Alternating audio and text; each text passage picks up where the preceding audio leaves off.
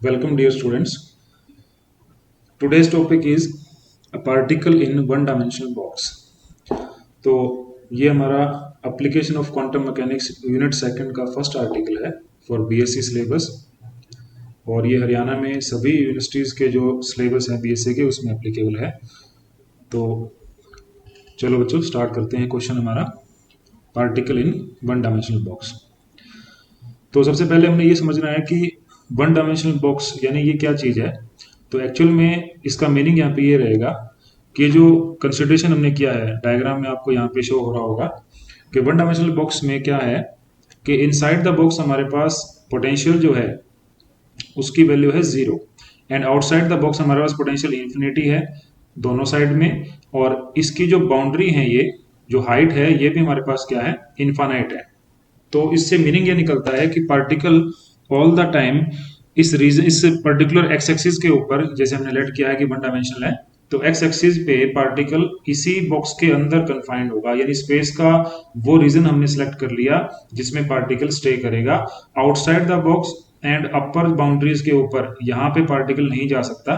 तो ये इस तरीके से आपने समझ के चलना है। तो हम क्या करते हैं, कंसिडरेशन कर लिया हमने एक पार्टिकल का जिसका मास कितना है हमारे पास m है, और ये पार्टिकल इस बॉक्स के अंदर स्टे कर रहा है। अब बात करते हैं कि बॉक्स की प्रॉपर्टी क्या क्या हो सकती हैं। तो बॉक्स के लिए हमारे पास जो कंडीशंस हैं वो दो कंडीशन आपने लेट करके चलना है। पहली कंडीशन आपने ये लेट करके चलना है कि जो हमारे पास बॉक्स है उस बॉक्स की जो वॉल्स हैं वो वॉल्स जो हैं दे आर रिजिड, ये कंडीशन आपने लेट करके चलना है। एंड रिजिड के साथ साथ वो क्या है, दे आर इलास्टिक ऑल्सो। ठीक है, ये पहली कंडीशन आपने बॉक्स के बारे में लेट करना है। इससे हमें बेनिफिट क्या होगा कि ये पार्टिकल जब भी सपोज करो ये पार्टिकल यहाँ पर है, तो जैसे ये पार्टिकल यहाँ जाके इसको कोलाइड करेगा इस जगह पर, तो यहाँ अपनी एनर्जी को लूज नहीं करेगा। सिमिलरली जब वापस आएगा और इधर कोलाइड करेगा तो यहाँ भी अपनी एनर्जी को लूज नहीं करेगा, यानी टोटल जो इसकी काइनेटिक एनर्जी है वो मेंटेन रहेगी। ये हमें इसका बेनिफिट हो जाएगा। ठीक है बच्चों, तो इस तरीके से आपने इस चीज को समझना है। तो मैंने क्या कर लिया, कंसिडरेशन करा है पार्टिकल का वन डायमेंशनल बॉक्स के अंदर, और उसका डिटेल हम लोग यहाँ पे इस तरीके से पढ़ रहे हैं, जिसका मास हमने लट किया है m। तो एक कंडीशन तो आपने ये लट करके चलना है। दूसरा कंडीशन आपने बॉक्स का क्या लट करके चलना है कि बॉक्स की जो वॉल्स हैं, ये जो बाउंड्री वॉल्स हैं ये नॉन पेनिट्रेबल हैं। ठीक है, बॉक्स की जो वॉल्स हैं they must be non penetrable. ठीक है, इससे हमें क्या बेनिफिट होगा नॉन पेनिट्रेबल से, कि पार्टिकल इसको क्रॉस नहीं करेगा, इसको पेनिट्रेट करके नहीं जाएगा। ये दोनों कंडीशन ये बताती हैं आपको कि पार्टिकल बॉक्स में रहेगा तो उसकी काइनेटिक एनर्जी कांस्टेंट रहेगी एक तरीके से, और दूसरा पार्टिकल आउटसाइड द बॉक्स मिलने के चांसेस हमारे पास जीरो हो जाएंगे, क्योंकि ये इसकी वॉल को क्रॉस ही नहीं कर सकता, वो नॉन पेनिट्रेबल वॉल हमारे पास रहेगी। तो इस तरीके का आपने बॉक्स लेट करके चलना है। ओके, अब इस बॉक्स का हमारे पास जो कंडीशन ऑफ पोटेंशियल है वो किस तरीके से है, तो उसको हम लोग समझ लेते हैं। मैथमेटिकली कैसे लिखेंगे, तो पोटेंशियल एनर्जी का जो वैल्यू है which is depend on position only, उसकी वैल्यू हमारे पास जीरो होगी। अब जीरो दिख रही है हमें बॉक्स में, इनसाइड द बॉक्स जीरो है, तो उसको लिख सकते हैं ये जीरो कब होगा, ये जीरो होगा फॉर जब एक्स की वैल्यू आपके पास क्या होगा जीरो से ए लाई करे, यानी जीरो से ए लाई करे तब तक आपकी वैल्यू पोटेंशियल की जीरो है। बट आउटसाइड द बॉक्स हमारे पास जो पोटेंशियल की वैल्यू है वो इनफाइनाइट हो जाएगी। ठीक है, ये कब होगी कंडीशन के हिसाब से देखें, ये तब होगी जब आपका पास जो x की वैल्यू है वो क्या हो, लेस देन जीरो हो जाए। एक तो एक कंडीशन बन गई इस साइड में या लेफ्ट साइड में, दूसरा राइट साइड में जब आपके पास x की वैल्यू जो है वो a से ज्यादा हो जाए।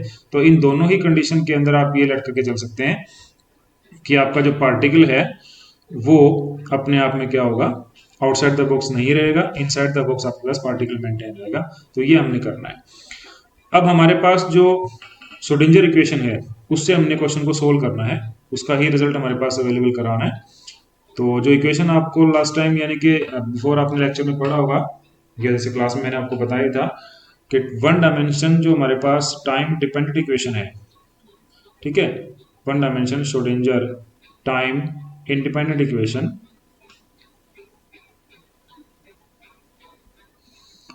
उसको हमने यूज करना है।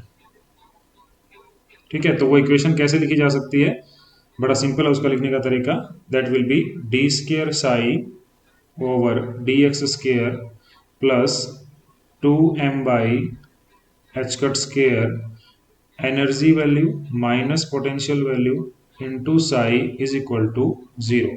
ये हमारी मेन इक्वेशन है, इसको हम लोगों ने डील करना है। अब इस इक्वेशन में हम बारी बारी पोटेंशियल की, क्योंकि हमारे पास दो वैल्यू हैं 0 और इन्फिनिटी, तो उनको लेट करके इक्वेशन को सोल्व करते हैं।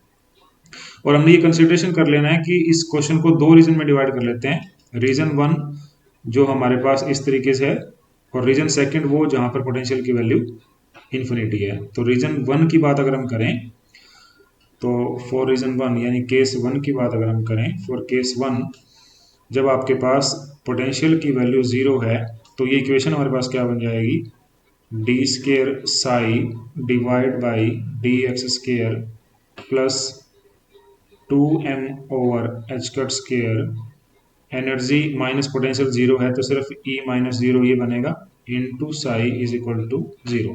तो ये रिजल्ट आप इसमें यूज कर सकते हैं। सेकेंडली केस 2 हमारे पास क्या बनेगा, केस 2 बनेगा व्हेन पोटेंशियल इज इन्फिनिटी।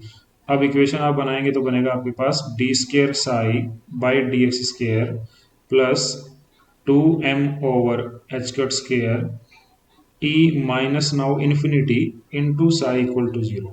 ये इक्वेशन बच्चे वैलिड नहीं हो सकता है, तो इसका हमें रिजल्ट सॉल्यूशन करने की कोई जरूरत नहीं है। ये वैलिड इसलिए नहीं हो सकता है क्योंकि हमारे पास जो रिजल्ट्स हमने अवेलेबल करवाने हैं वो इनसाइड पार्टिकल कहाँ है, हमारा बॉक्स के अंदर है, आउटसाइड नहीं है। और इक्वेशन भी ये बता रही है कि आप इसको यूज नहीं कर पाएंगे बिकॉज यहाँ इन्फिनिटी आ गया। तो इक्वेशन को ट्रू करने के लिए इसको 0 तभी हो सकेगी जब आपके पास इससे रिजल्ट ये मिलने वाला है कि फंक्शन ही 0 हो जाएगा, और फंक्शन ही 0 हो जाएगा तो हमें पार्टिकल नहीं मिल रहा, तो इसको सोल्यूशन नहीं करेंगे हम। ठीक है, हमने सिंपली क्या करना है, जो इक्वेशन नंबर ये वाली है हमारी, इसको सोल्व करेंगे, इस इक्वेशन को सोल्व हम नहीं करेंगे। तो ये इक्वेशन हमारे पास किस तरीके से सोल्व की जा सकती है उसको हम समझते हैं। नाउ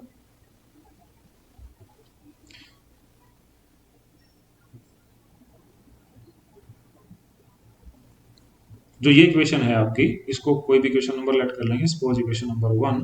और इक्वेशन नंबर 1 में क्योंकि हमने दिखा है कि E माइनस 0 है, तो ये अपने आप में E लिखा जा सकता है, तो इसको हम लोग लिख देंगे further, this can be written as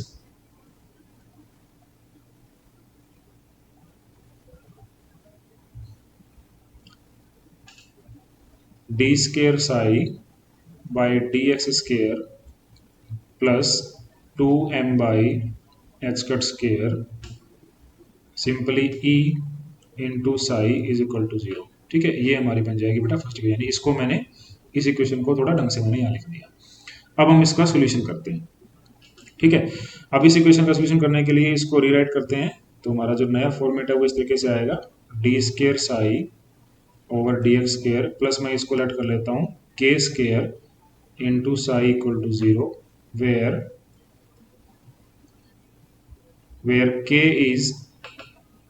k is root of 2me by h cut square. ठीक है, ये k हो गया कांस्टेंट हमारा, इसको हम बोल सकते हैं वेव वेक्टर। सो इस इक्वेशन का सॉल्यूशन हमारे पास क्या होगा, क्योंकि ये सेकंड ऑर्डर डिफरेंशियल इक्वेशन है, तो सेकंड ऑर्डर डिफरेंशियल इक्वेशन के इस फॉर्मेट को जब हम सॉल्यूशन करना चाहेंगे तो हमने यहाँ पर सॉल्यूशन, क्योंकि पेपर में इसको सोल्व करके नहीं दिखाना, डायरेक्ट इसका सॉल्यूशन हम यूज करेंगे। और इसका जो जनरल सॉल्यूशन है वो हमारे पास इस तरीके से होगा, general solution of the above equation वो होगा बेटे psi will be equal to a e to power eta K X plus b e to power minus eta K X. ठीक है, ये हमारा होगा जनरल सॉल्यूशन। अब इसमें जो a है और b है ये हैं हमारे कॉन्स्टेंट्स। ठीक है, तो इन कॉन्स्टेंट्स को जब हम लोगों ने फाइंड आउट करना है, कॉन्स्टेंट्स के हमने जो रिजल्ट निकालने हैं उसको निकालने के लिए हमें चाहिए होगी बाउंड्री कंडीशन। ठीक है, तो बाउंड्री कंडीशन हमारे पास क्या हो सकती हैं, now use boundary conditions. Boundary condition, पहली कंडीशन क्या है, देखो क्योंकि फंक्शन हमें कंटिन्यू रखना है, ठीक है, और कंटिन्यूटी को यहां पर आप लोगों ने जब यूज करना है तो उसमें आपको ध्यान रखना पड़ेगा कि जो बाउंड्री है, बाउंड्री मीन्स जहां पर आप ये जो वैल्यू है इस वैल्यू को, ये बाउंड्री है एक, तो ये पॉइंट है, एक बाउंड्री है x इक्वल टू जीरो पे, यहाँ पे फंक्शन आपका जीरो है और यहाँ पर भी आपका फंक्शन जीरो है, तो इस कंडीशन को आप लोगों ने यूज करना है। तो इस कंडीशन को जब हम लोग यूज करेंगे तो हम लिख सकते हैं बाउंड्री कंडीशन में पहली कंडीशन क्या हो जाएगी, at x equal to zero function जो है वो जीरो है, ये हमारी होगी पहली बाउंड्री कंडीशन।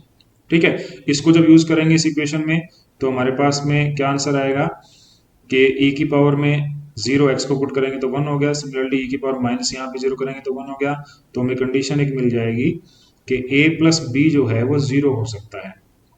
ठीक है, और इस कंडीशन से हम ये भी कह सकते हैं कि b जो है वो माइनस ए हो सकता है, तो ये हमारे पास एक रिजल्ट आ जाएगा।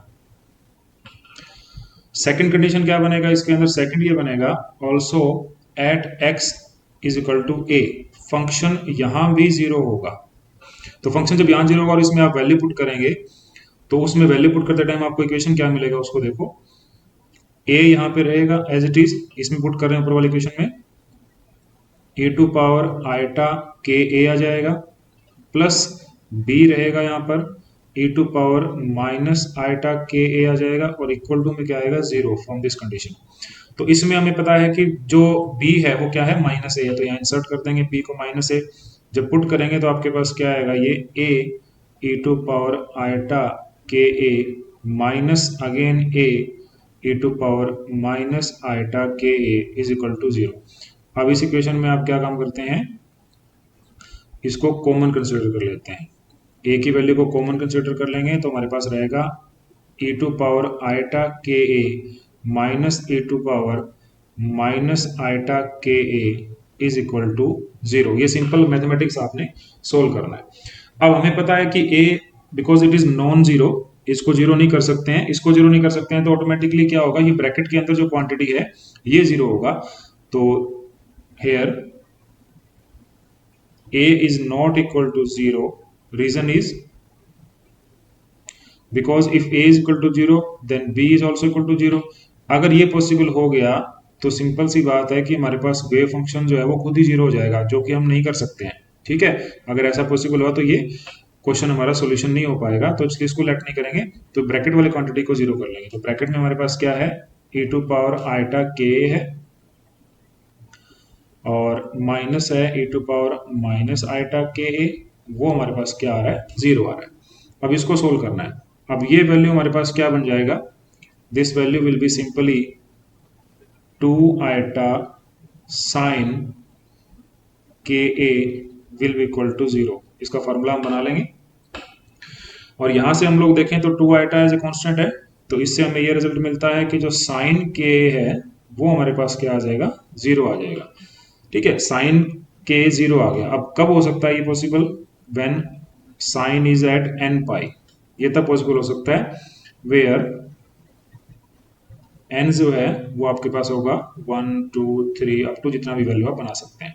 ठीक है, सो कंपेयर करेंगे साइन के को साइन एन पाई के साथ में, तो हमारे पास क्या आएगा, K A will be equal to N pi, और यहां से हम लोग एक रिजल्ट बना लेंगे, के का वैल्यू हमारे पास यहाँ पे आ जाएगा, तो k की वैल्यू हमारे पास कुछ इस तरीके से पॉसिबल हो जाएगी, that will B n pi divide by a। ठीक है, तो ये एक रिजल्ट है जो k की वैल्यू को डिफाइन करेगा। ठीक है, तो इस तरीके से आप क्या कर सकते हैं, इसकी वैल्यू को बना सकते हैं।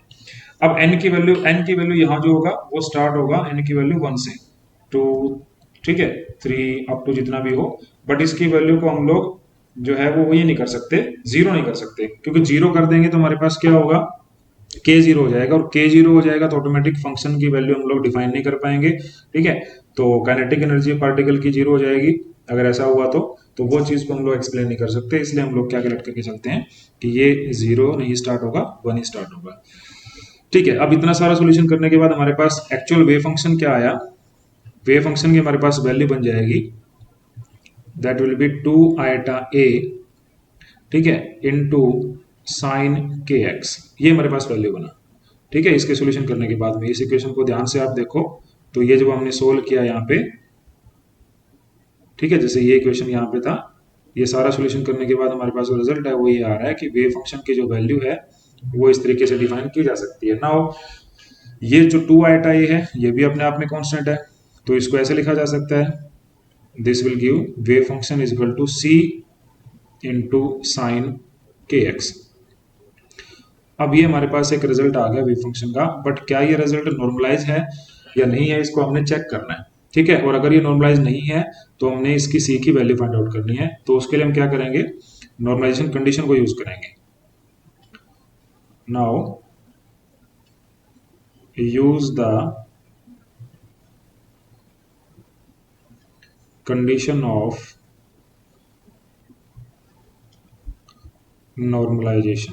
ठीक है, और नॉर्मल क्या कंडीशन हो सकती है, बड़ा सिंपल सा फॉर्मूला है, इंटीग्रेशन फ्रॉम 0 टू a, और जो हमारे पास वेव फंक्शन है उसका मोड ऑफ स्केयर, और उसको इंटीग्रेट कर देंगे विद रिस्पेक्ट टू x, और उसकी वैल्यू अगर 1 आती है तो ये नॉर्मलाइज फंक्शन है, अगर नहीं आती है तो हम इसको सोल्व करके देख लेते हैं। तो वेव फंक्शन हमारे पास ये था c into sine k x, इसकी वैल्यू को यहाँ पुट करेंगे तो ये इंटीग्रेशन हमारे पास बन जाएगा 0 to a, this will be mod of c square into sine square K X into D x is equal to 1। तो इसकी वैल्यू को क्योंकि अब डायरेक्टली इसको सोल्व नहीं किया जा सकता इंटीग्रेशन में, साइन स्क्वायर के एक्स जो है, तो क्या करते हैं, इसको हम लोग नेक्स्ट स्टेप में 2 से डिवाइड कर देते हैं और इसको क्या करते हैं 2 से मल्टीप्लाई कर देते हैं। अब 2 साइन स्क्वायर के एक्स जो है उसकी वैल्यू में पता है कितना होती है, तो इसको हम लोग क्या लिखेंगे, this will be 0 to a, और mod of c square by 2 को अलग लिख लिया, ये जो है ये बन जाएगा 1 minus cos 2kx into D x is equal to 1। इसको सोल्व किया जा सकता है, तो इसको सोल्व करेंगे तो mod of c square by 2 ये हम बाहर लिख लेते हैं इंटीग्रेशन से, और इसको भी डायरेक्टली हम सोल्व ही कर लेते हैं। तो जब सोल्व करेंगे तो हमारे पास क्या होगा, 1 की जगह पे सोल्व करेंगे तो इंटीग्रेशन x बनेगा, फिर 0 और a वैल्यू पुट करेंगे तो सिर्फ हमारे पास a मेंटेन होगा। सिमिलरली माइनस इसको जब इंटीग्रेट करेंगे cos 2kx को, तो ये कन्वर्ट हो जाएगा sin 2kx में, और डिवाइड बाई आ जाएगा हमारे पास यहाँ 2k, और इसके हम लोग लिमिट अप्लाई कर देंगे 0 टू a, और ये ब्रैकेट क्लोज करके हमारा आंसर किसके बराबर होना चाहिए, 1 के इक्वल होगा। ठीक है, तो इसके हम लोग कंप्लीट करते हैं इसको। तो this will be mod of c square by 2, ये a होगा। जब इसकी वैल्यू आप a पुट करेंगे यहाँ तो साइन k बनेगा, इसको मैं यहाँ आपको सोल्व करके बता देता हूँ। जैसे हमारे पास है साइन 2kx, इसके अंदर हम वैल्यू पुट करेंगे साइन 2, k की वैल्यू हमारे पास थी n पाई बाई a, और x की वैल्यू को जब a पुट करते हैं तो a से a कैंसिल हो जाएगा, ये वैल्यू बनेगा आपके पास साइन 2n पाई, और इसका जो आंसर है वो हमारे पास क्या होगा, 0। ठीक है, सिमिलरली सेकंड स्टेप में जब हम 0 पुट करेंगे तो हमारे पास क्या बनेगा, साइन 2kx में जब x को 0 पुट करेंगे तो ये बन जाएगा साइन 0। साइन 0 ऑटोमेटिकली हमारे पास क्या होता है, 0 होता है, तो ये दोनों वैल्यू 0 होंगे, तो this will B minus 0, again minus 0, minus plus 0, तो ये सोल्यूशन हमारे पास आएगा 1 के इक्वल। तो इस तरीके से हम लोग इसके आंसर को जस्टिफाई कर सकते हैं। ये फिर हमारे पास मोड ऑफ सी स्क्वायर जो है वो क्या बन गया, बड़ा ही सिंपल आंसर आ गया, दिस इज 2 बाई a। तो यहाँ से आप c की वैल्यू निकाल लेंगे, that will be root of 2 by a। ठीक है, ये हमारा आ गया नॉर्मलाइजेशन कांस्टेंट। अब इस नॉर्मलाइजेशन कांस्टेंट को हम लोगों ने जो एक्चुअल वैल्यू ऑफ फंक्शन था उसमें पुट कर लेंगे, और वो वैल्यू हमारे पास क्या है, that will be psi n is equal to, हमने लिखा था c into sine k x लिखा था, तो इसकी जगह पे हम लिख देंगे अभी, that will be root 2 by a into sine n pi x over a। ये जाएगी कोई भी नंबर, सेकंड सपोज इसको लेट करते हैं, तो ये हमारी है वेव फंक्शन का solution, this is wave function. ठीक है, ये हम लोगों ने इस इक्वेशन को सोल्व कर लिया। अब इस इक्वेशन को सोल्व करने के बाद में हमने क्या करना है, इसके अंदर डिटेल करना है कि ये वेव फंक्शन जो है ये नॉर्मलाइज फंक्शन हमारा आ गया, उसके बाद में ये wave function energy eigen values को कैसे जस्टिफाई करता है, या इस वेव फंक्शन को अगर आप प्लॉट करना चाहें तो किस तरीके से आप इसको प्लॉट कर सकते हैं।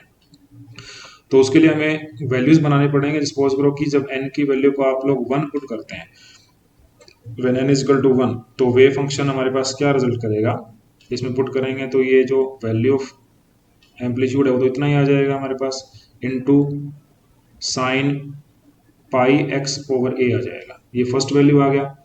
सिमिलरली जब आप n की वैल्यू को 2 पुट करते हैं तो हमारे पास साइड टू जो है वो किस तरीके से आएगा, this is 2/a sign 2π(x/a), ठीक है। और इसके साथ साथ अगर आप वैल्यू पुट करते हैं 3, यानी हम अलग अलग वैल्यूज जो हैं वेव फंक्शन के निकाल के चेक कर लेते हैं और उनके प्लॉट हम बना के देखें किस तरीके से आएगा। तो ये आ जाएगा आपके पास 2/a साइन 3π(x/a), ठीक है। तो इस तरीके से आप लोग डिफरेंट डिफरेंट वैल्यू जो है वो इसके बना सकते हैं। तो ये जो वैल्यूज आप बना रहे हैं, इन वैल्यू को आप जब प्लॉट करेंगे, प्लॉट करके इनको चेक करते हैं, तो किस तरीके से आपके पास ये वैल्यू पॉसिबल होंगे उसको समझ लेते हैं। तो उसके लिए मैंने एक डायग्राम यहाँ पे यूज किया हुआ है, उस डायग्राम को मैं आपको शो कर देता हूँ। वो डायग्राम आपके पास कैसा बन के आएगा, that will B wave function का हमारे पास इस तरीके का प्लॉट आ जाएगा।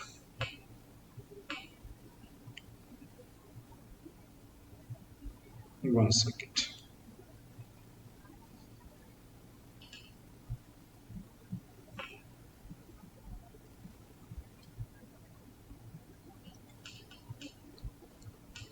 इसमें अब देखो ध्यान से क्या है, इसमें आपके पास फर्स्ट जो वेव फंक्शन है जिसका वैल्यू आपने लिखा था √2/a साइन n की जगह 1 पुट किया था, तो उसका ये प्लॉट है, ठीक है। इसमें हमारा वैल्यू 0 पे और a पर 0 हो रहा है और यहाँ पर हो रहा है मैक्सिमम इस जगह पर। सिमिलरली जब हम बात करते हैं n=2 में, तो वेव फंक्शन हमारा यहाँ पर होता है मैक्सिमम, यहाँ पर भी उसको डिफाइन कर सकते हैं आप, लेकिन यहाँ पर 0 है, यहाँ पर 0 है और यहाँ पर भी 0 है। मैं जरा पेन दूसरे कलर का इसमें यूज करता हूँ, ये ठीक है। यहाँ देखोगे तो ये भी वैल्यू आपकी 0 है, ये भी वैल्यू 0 है और यहाँ भी 0 है। फर्स्ट फंक्शन यहाँ मैक्सिमम था, यहाँ मैक्सिमम है, यहाँ उसकी वैल्यू मैक्सिमम है, यहाँ इन दोनों जगह पर 0 है। अब थर्ड की बात करें तो यहाँ उसकी वैल्यू आ गई मैक्सिमम, यहाँ वैल्यू आ गई मैक्सिमम, यहाँ भी डिफाइन कर सकते हैं, बट ये 0 है, ये भी 0 है, ये भी 0 है और ये भी 0 है। इसी तरीके से आप फोर्थ वैल्यू को डिफाइन कर सकते हैं। तो ये जो वैल्यूज हैं एक्चुअल में ये हमें यहाँ क्या शो कर रहे हैं कि आपके पास फंक्शन के रिजल्ट जो हैं वो इंक्रीज भी हो रहे हैं, डिक्रीज भी हो रहे हैं, 0 भी बन रहे हैं। तो कहीं ना कहीं ये दो चीजों को एक्सप्लेन करता है, जिसमें से पहला क्या है, नोड पॉइंट। यानी नोड पॉइंट कौन सा होगा, नोड पॉइंट वो पॉइंट होगा जहां पर आपके वेव फंक्शन का वैल्यू हो जाएगा 0। अब 0 अगर हम साई1 की बात करें तो साई1 की वैल्यू 0 कब हो रही है, दो जगह पर हो रही है, एट x=0 और एट x=a, ठीक है। सिमिलरली अगर आप बात करें साई2 की तो उसकी वैल्यू 0 कब हो रही है, तीन जगह पर हो रही है, वो एट x=0 पर भी 0 है साई2, x=a/2 पर भी वो 0 है, ठीक है, और x=a पर भी वो फंक्शन हमारा 0 है। तो इस तरीके से हम लोग क्या कर सकते हैं, नोड पॉइंट को फाइंड आउट कर सकते हैं, ये हो जाएंगे नोड्स, ठीक है। तो एंटी नोड क्या होगा, इसके अपोजिट की अगर हम बात करें, ठीक है, एंटी नोड पॉइंट। तो एंटी नोड पॉइंट में हमारे पास क्या रिजल्ट होगा, ये कब बनेगा, व्हेन फंक्शन इज मैक्सिमम। तो मैक्सिमम के बाद अगर हम करते हैं तो मैक्सिमम देखो यहाँ पे फर्स्ट फंक्शन जो है वो मैक्सिमम कब हो रहा है, जब ये हाफ ऑफ द बॉक्स आ रहा है। तो इसका मतलब है कि साई1 जो है वो हमारे पास मैक्सिमम कब होगा, व्हेन x=a/2। सिमिलरली साई2 की बात करें कि वो हमारे पास मैक्सिमम कब होगा, व्हेन एट x=, यानी यहाँ पर ध्यान से देखें ये मैक्सिमम है, तो ये वैल्यू आ गया हमारा a/4, ठीक है। सिमिलरली आप नेक्स्ट की बात करें, यहाँ a/4 पे क्या है, ये वाला फंक्शन a/4 पे मैक्सिमम है, a/2 पे हमारे पास क्या हो गया, ये 0 हो गया। अगेन यहाँ पे इसको डिफाइन किया, ये ठीक है क्योंकि इसकी वैल्यू नेगेटिव साइकिल की तरफ दिखा रहा है, बट ये फंक्शन मैक्सिमम ही कहलाएगा। तो इस तरीके से आप क्या कर सकते हैं, जो पॉइंट हमारे पास वेव फंक्शन को मैक्सिमम आंसर देंगे वो हो जाएंगे नोड पॉइंट, और जो पॉइंट हमारे पास वेव फंक्शन को आंसर कर रहे हैं 0 यानी मिनिमम पे आंसर कर रहे हैं, 0 का मतलब मिनिमम ही है, वो हमारे पास हो जाएंगे नोड पॉइंट। तो ये हमने डिफाइन करना है। अब पोजीशन आपको अगर फाइंड करना हो तो उसका कैलकुलेशन भी किया जा सकता है, बट वो यहाँ नेसेसरी नहीं है करने के लिए। अब नेक्स्ट जो हमारा इसमें पार्ट रहता है क्वेश्चन का, वो ये है कि जो वेव फंक्शन आपने फाइंड आउट कर लिया, उस वेव फंक्शन के कोरस्पॉन्डिंग, यानी वेव फंक्शन जो हमने फाइंड आउट कर लिया वो वेव फंक्शन हमारा क्या था, psi n will be equal to उसकी वैल्यू थी हमारे पास √2/a साइन n पाई x/a। ये हमारे पास nth वेव फंक्शन था। तो इसके कोरस्पॉन्डिंग एनर्जी आइगन वैल्यू क्या है, तो उसको हमने फाइंड आउट करना है। एनर्जी आइगन वैल्यूज, ठीक है, यानी हमने En की वैल्यू निकालना है। तो एनर्जी आइगन वैल्यू हमारे पास क्या क्या हो सकती हैं, बड़ा ही सिंपल कैलकुलेशन है। क्योंकि हमने जो k है वो क्या फाइंड आउट किया था, वो फाइंड आउट किया था आपने 2m/e/h²। तो यहाँ स्केयर बोथ साइड करने के बाद में हमारे पास क्या आएगा, k square will be equal to 2m/e/h²। अब यहाँ से e निकाल लेते हैं, तो e की वैल्यू हमारे पास कितना बन गया, h² k square divide by 2m। अब हमें पता है कि k कितना होता है, तो k की वैल्यू हमारे पास होती है n π/a। ये यहाँ पे इंसर्ट कर देंगे। देन e हमारे पास En की फॉर्म में क्या बन जाएगा, n² π² h² divide by 2ma²। तो ये हमारे पास nth ऑर्डर का जो वैल्यू है एनर्जी का वो डिफाइन हो गया। और इसको यूज करके हम अलग अलग वैल्यू डिफाइन कर सकते हैं। सपोज करो हम फर्स्ट वैल्यू निकालना चाहते हैं, तो n को 1 पुट करेंगे, तो हमारे पास E1 का आंसर कितना आएगा, बड़ा सिंपल है, π² h² डिवाइड बाई 2ma² आ जाएगा। जब n की वैल्यू को आप 2 पुट करेंगे तो आपके पास आंसर कितना आएगा, 4π² डिवाइड बाई 2ma²। ठीक है, इसी तरीके से आप जब इसकी वैल्यू को 3 पुट करेंगे तो आपके पास आंसर कितना आएगा, विल बी इक्वल टू 9। ठीक है, तो 3² इज 9 π² डिवाइड बाई 2ma²। अब इनको ध्यान से देखें, सपोज करो आपने इसको लेट किया है E1, तो ये आपके पास हो जाएगा 4 इंटू E1, ये आपके पास हो जाएगा 9 इंटू E1। नेक्स्ट आप E4 निकालेंगे तो हमारे पास उसका आंसर क्या आएगा, 16 इंटू E1। तो ये एक तरीके से क्वांटाइज नेचर के अंदर इंक्रीज कर रहा है। तो इसका भी अगर आप प्लॉट देखना चाहते हैं तो वो प्लॉट हमारे पास कुछ इस तरीके से हम लोग डिफाइन उसको कर सकते हैं। उसको भी मैं आपको शो करता हूँ प्लॉट को।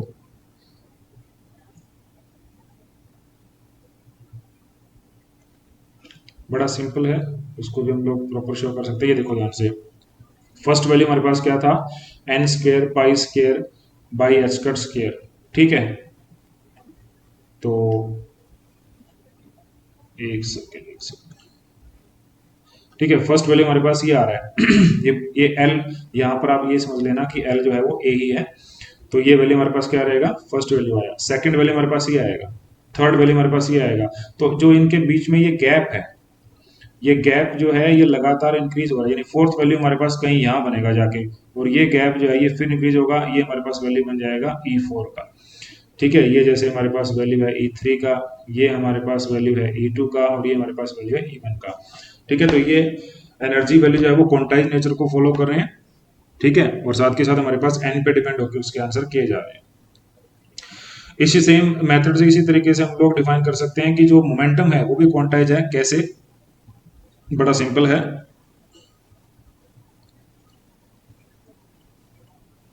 Quantization of momentum. क्योंकि एनर्जी वैल्यू हमारे पास यहाँ काइनेटिक की फॉर्म में है, तो उसको लिख देंगे आप p²/2m। ठीक है, यहां से आप p की वैल्यू निकालेंगे तो वो क्या आएगा, 2me का रूट आ जाएगा। अब e का वैल्यू हमें पता है, अभी हमने निकाला, तो p की वैल्यू को इसके टर्म में डिफाइन करेंगे। तो हमारे पास 2me का वैल्यू हमारे पास है n² π² h² divide by 2ma², और इसकी कंप्लीट है रूट वैल्यू। तो ये 2m से 2m यहाँ कैंसिल कर देंगे, और इसको जब कंप्लीट करेंगे तो ये निकल कर आएगा 2πh² डिवाइड बाई a। तो ये भी अपने आप में क्या है, क्वांटाइज नेचर को शो कर रहा है। यानी कि Pn आपने लिखना है तो Pn को ऐसे लिखा जा सकता है, this is n πh² divide by a। ठीक है, तो जैसे आपने एनर्जी क्वांटाइज बताया, similarly so momentum is also quantize.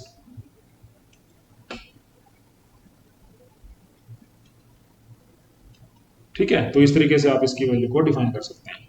तो हमने इस क्वेश्चन को पूरा डिटेल में कर लिया कि किस तरीके से हमारे पास वैल्यूज आएंगे। अब एक छोटा सा लास्ट पॉइंट इसका हम लोग एक्सप्लेन कर लेते हैं, और वो लास्ट पॉइंट क्या है, दैट इज 0 पॉइंट एनर्जी। ठीक है, कई बार एग्जाम में इस क्वेश्चन के बारे में पूछा जाता है, 0 पॉइंट एनर्जी। तो जो एनर्जी हमने अभी कंसिडरेशन किया for a particle in one dimensional box, वो कितना आया, वो एनर्जी हमारे पास आया that is n square pi square h cut square over 2ma square, where a is the, what is this is width of the box. ठीक है, और m क्या है हमारे पास, this is mass of particle. ठीक है, तो ये हमने प्रूव किया।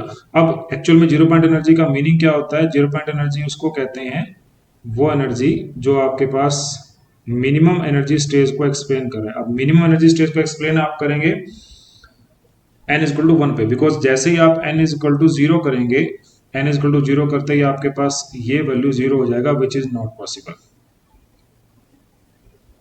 ठीक है, तो इसका मतलब ये हो जाएगा कि पार्टिकल के पास एनर्जी नहीं है, तो इसको हम लोग नहीं कर सकते। सो 0 पॉइंट एनर्जी के लिए आपको क्या करना पड़ेगा, n को 1 करना पड़ेगा। तो n को 1 करेंगे तो आपके पास E1 डिफाइन होगा, और वो कितना आएगा, that is pi square h cut square divide by 2ma square. तो ये जो वैल्यू है, दिस इज 0 पॉइंट एनर्जी। ये इस केस के अंदर क्या है, 0 पॉइंट एनर्जी को डिफाइन करेगा। ठीक है, तो इस तरीके से आप वन डायमेंशनल के क्वेश्चन को कंप्लीट कर सकते हैं। तो बड़ा इंटरेस्टिंग सा क्वेश्चन है। वीडियो को लाइक और शेयर जरूर करें, ताकि आगे भी बच्चों को इस चीज़ के लिए समझ आए। Thank you so much.